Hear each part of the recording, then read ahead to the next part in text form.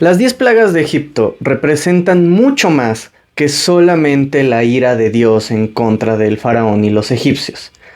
Las 10 plagas y el Éxodo en general nos enseñan más sobre cómo confiar en Dios y cómo servir que solamente lo que nos muestran las películas. Las 10 plagas de Egipto usualmente las vemos en las películas como retratadas como la ira de Dios. Es muy parecido a todo lo que creemos en el Antiguo Testamento. La inundación, Sodoma y Gomorra, todas estas veces en que Dios mostró su poder a través de la ira. Pero la realidad es que estas 10 plagas nos enseñan mucho más cosas de lo que creemos. Nos enseñan a cómo confiar en Dios, cómo creer en Él y cómo servirle a Él. Hoy, en Pregúntale a Dan, vamos a desmenuzar todas las cosas que nos enseñan las 10 plagas de Egipto. Las 10 plagas de Egipto, que se narran en el Éxodo de los capítulos 7 al 12, no son solo un pilar en la fe judeocristiana, sino también un punto de interés para toda la historia.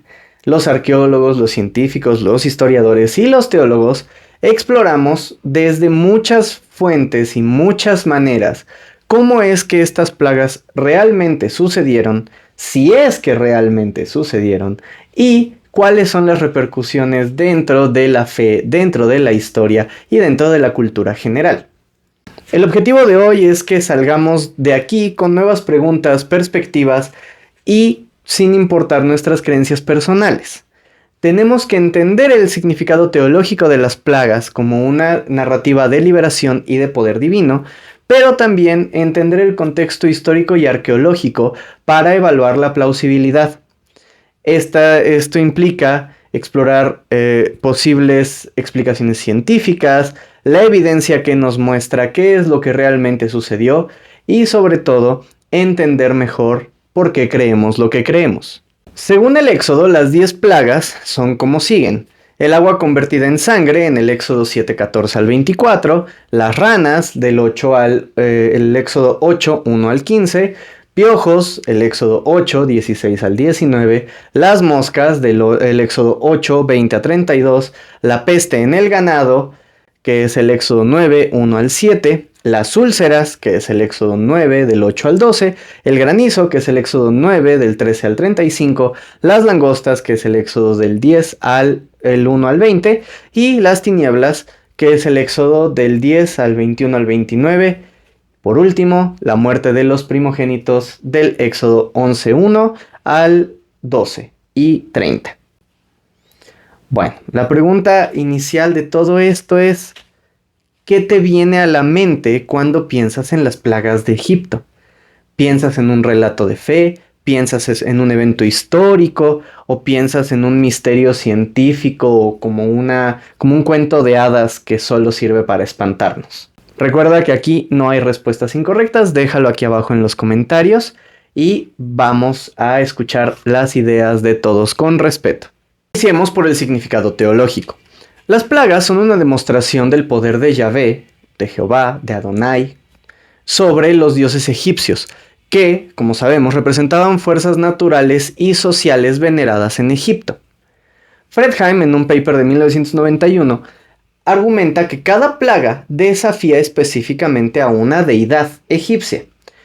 El agua en sangre, o el agua convertida en sangre, que nos habla de el dios Hapki, el cual el Nilo era como su torrente sanguíneo y era la fuente de vida de Egipto. Al convertirlo en sangre, Adonai muestra su dominio sobre esta deidad. Las tinieblas es un desafío directo a Ra, el dios solar, el símbolo del poder en la tierra del faraón.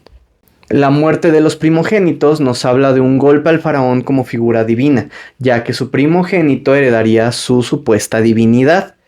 Y según Fredheim, las plagas no son nada más castigos, sino también son una invitación al arrepentimiento. El propósito de las plagas, según él, es pedagógico, buscando que el faraón reconozca a Adonai. Y esto lo vemos también en el relato. Cada que Moisés va a pedirle al faraón que libere al pueblo y que reconozca a Adonai como el único Dios, siempre sucede que el faraón lo engaña. Sí, en todas las plagas el faraón dice, ajá, sí, ya te dejo ir. Y de ahí, de la nada, bueno, no de la nada, pero desde la arrogancia del faraón, los detiene, los engaña todo el tiempo. Si se dan cuenta también, las plagas van subiendo pues de severidad. Y también va viéndose, como nos destaca Sarna en 1991, que siguen un patrón progresivo. Las primeras tres, la sangre, las ranas y los piojos, afectan a todos, a los egipcios y a los israelitas, lo que nos muestra un poder universal de Dios. A partir de la cuarta plaga, las moscas, se introduce una distinción. Los israelitas en Gosén son protegidos. Esto refuerza la idea de un Dios que cuida a su pueblo y que está haciéndolo, o que fue primero, digámoslo así, como benevolente. Sí, o sea, fue primero un Dios que dijo, te muestro mi poder, pero esto no es lo único que puedo hacer. Entonces, cuando llega la muerte de los primogénitos, esto culmina en la liberación de Israel y la institución de la Pascua, que ya es la fiesta que hasta la fecha se sigue en las tradiciones judeocristianas de celebrar o conmemorar esta parte de la liberación y la promesa de Adonai de liberar a su pueblo. Importante con lo de la muerte de los primogénitos.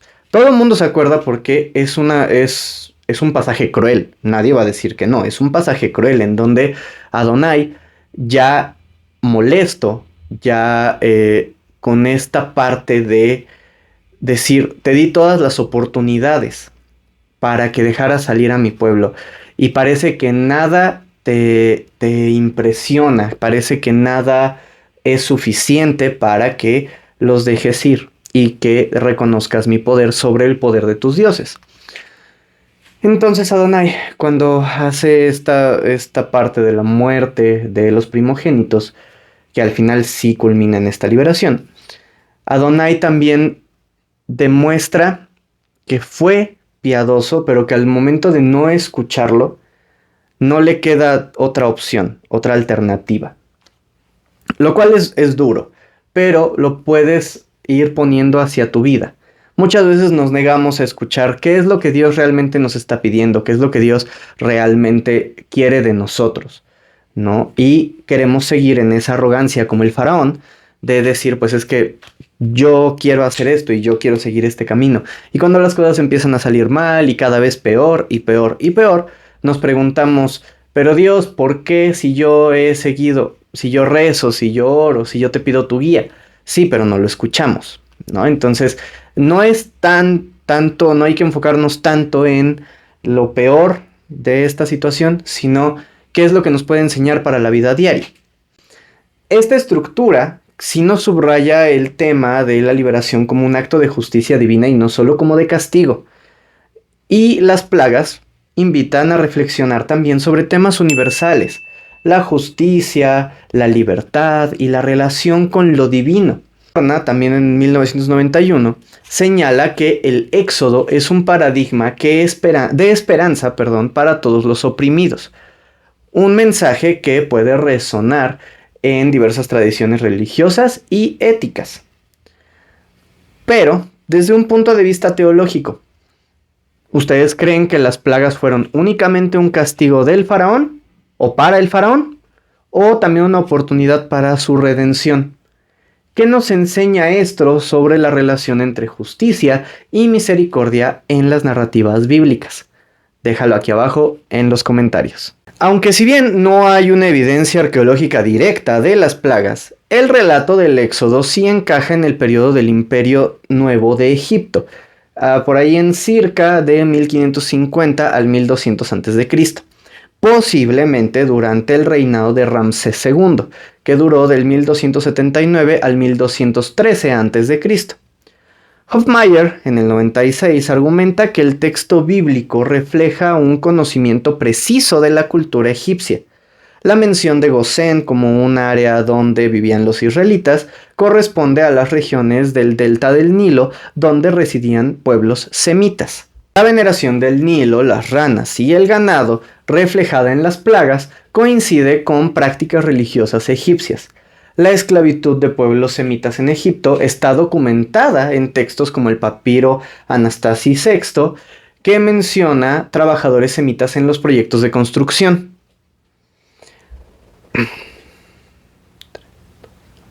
Redford, en el 92, nos señala que los registros egipcios no mencionan las plagas ni el éxodo, lo cual no es mucho de sorprenderse, ya que los egipcios rara vez documentaban derrotas o eventos desfavorables.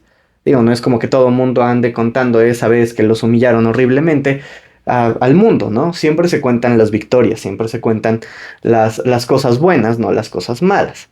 Y esta falta de evidencia siempre ha llevado a debates.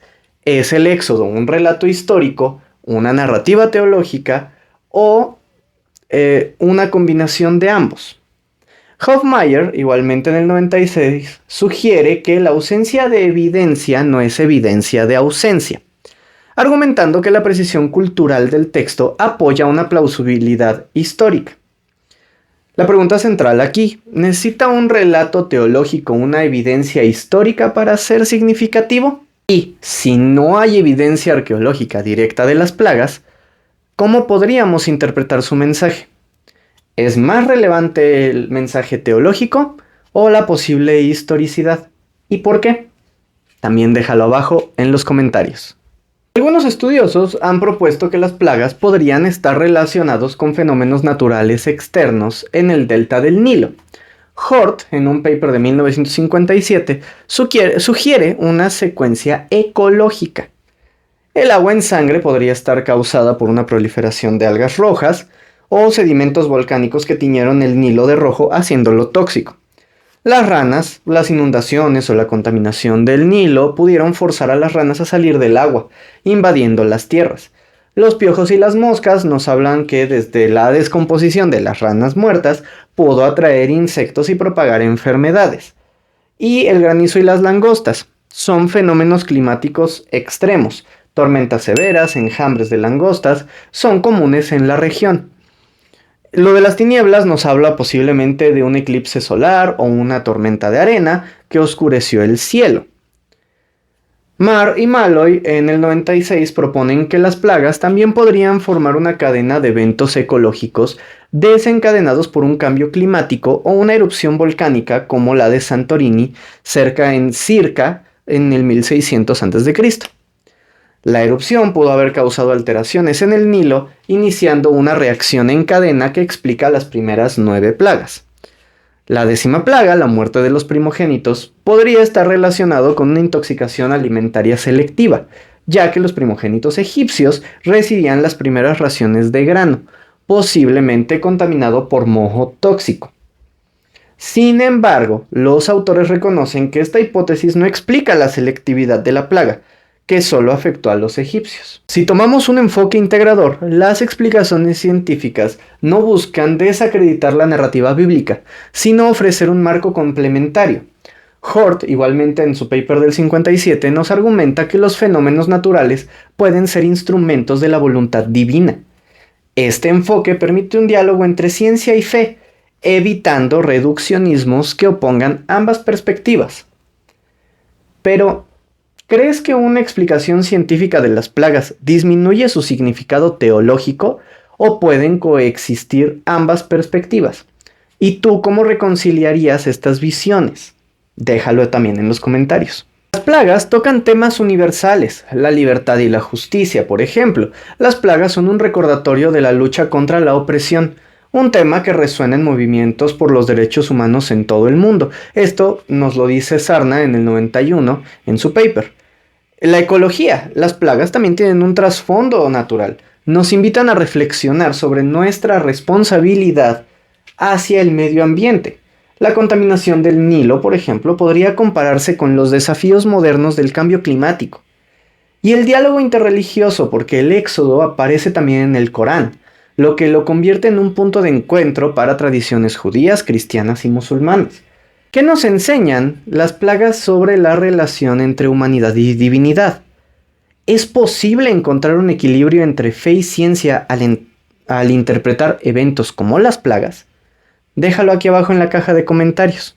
Hoy hemos explorado las 10 plagas de Egipto desde 3 ángulos: el teológico, que nos habla del poder y la justicia divina; el histórico, que nos sitúa en el contexto del Egipto antiguo y el científico, que nos ofrece posibles explicaciones naturales. Más allá de si las plagas fueron eventos históricos o simbólicos, su mensaje sigue siendo relevante.